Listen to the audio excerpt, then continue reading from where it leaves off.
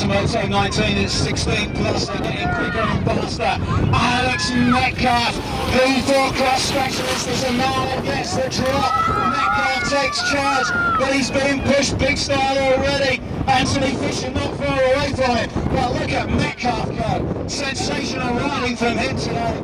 And then we got he just got blocks as he hit the first turn. But Alex Metcalf, he was at Leeds and we saw him a few weeks ago on fire. Look at the gap he's built up already as he goes to burn number 3.